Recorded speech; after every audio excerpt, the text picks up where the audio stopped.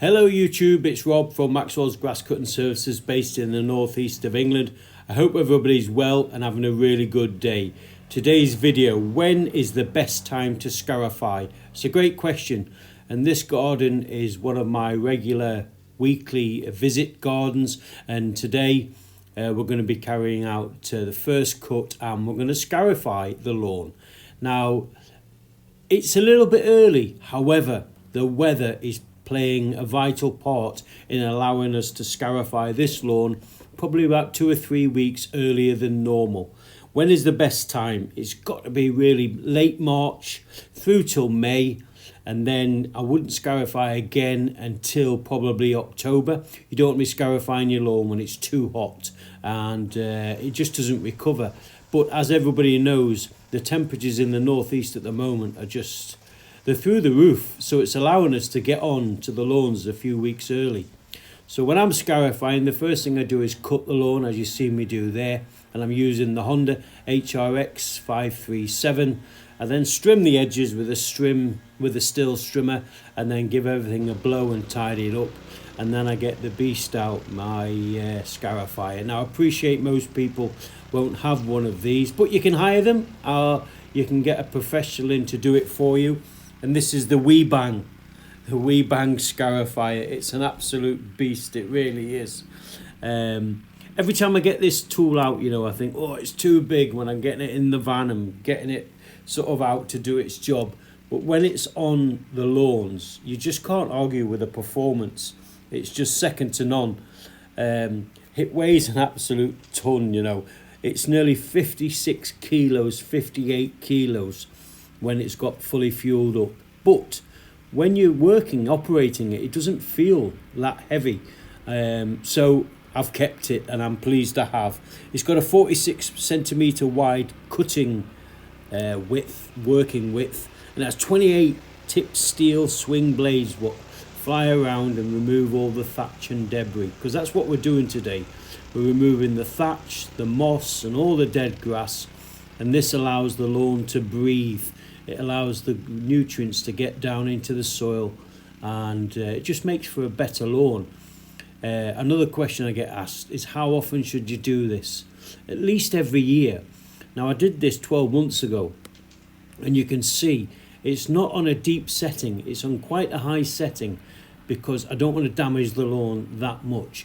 But it's still taking out lots and lots of thatch, and it does a brilliant job. And you'll see that as you do the scarification and you clean all the mess up, it's hard work. Nobody can ever say it's not. But once you get a bit of rain on there and you get a bit of feed on there, the lawn recovers beautifully, and it just makes for a better lawn going forward throughout the season. So for me, scarification is so important, and getting the time right is equally important. As I've said, what are we now? We're at the beginning of March, aren't we? Normally I wouldn't scarify this early because the temperatures would be too cold, and historically we have overnight frosts.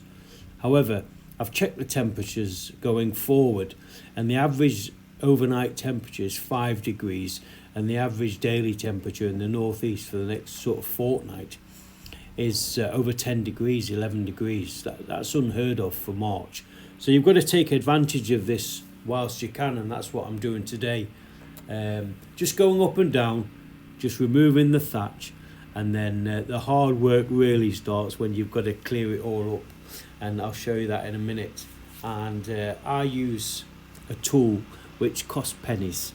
It's a 20 quid rake, and it's called the Scarify rake. It's 650 millimeters wide, and it has plastic soft tines, and I find that doesn't damage the lawn and the grass.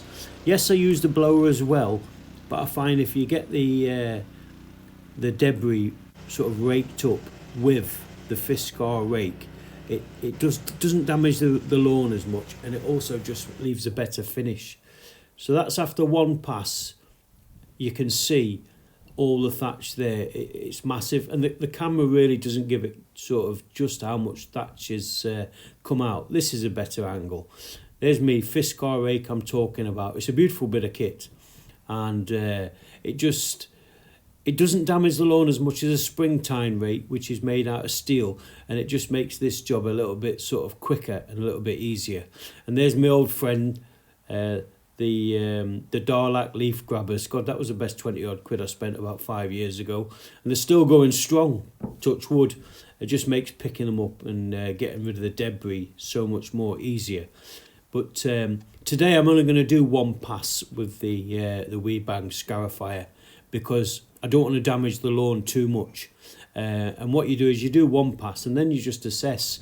And I'm happy that we've got enough thatch out and moss and debris on this job so that the lawn will benefit going forward. And later on in the season I'll come back here and show you, once it's had its treatments and it's had its regular mowing, and you'll see what a beautiful lawn this is. It does. It looks absolutely gorgeous when it's ready.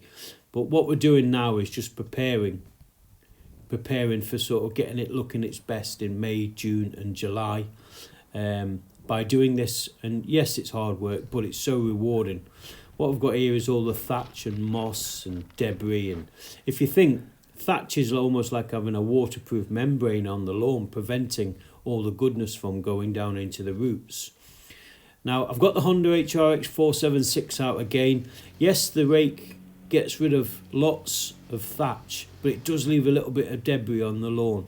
So what I'm doing here is just giving the lawn another mow on a high setting, and it acts as a vacuum, and it vacuums all the thatch, moss and dead grass that's left on there, and it just makes it look a little bit nicer, and it just finishes the job off professionally.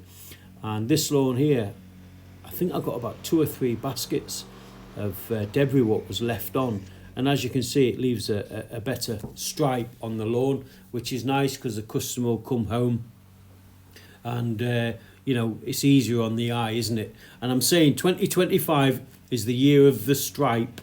I'm going to be using this mower as much as I can, because I don't think you can argue a lawn with a stripe left on it does look nicer.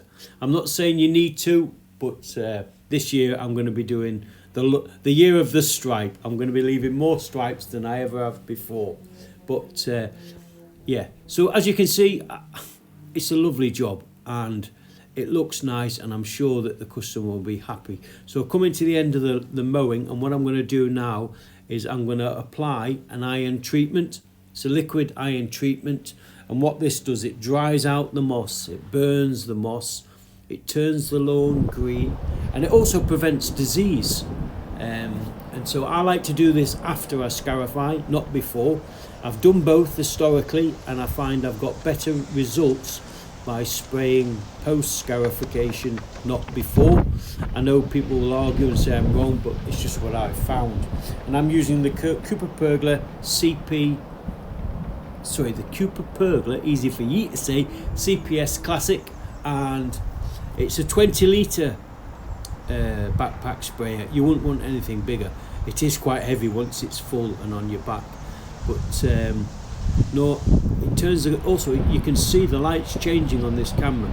It's making the lawn look a lot greener almost instantly, and it just finishes the job off, and it prevents disease. That's what people don't tell you. If you put iron down on your lawns in early spring or in the fall, it just prevents disease. And this is the job all finished. So thanks very much for watching. I'll see you on the next one. Take care. All the best. And remember, when the green gold's growing, keep mowing. See you soon. Please like and share and subscribe and all that. Take care. Thanks.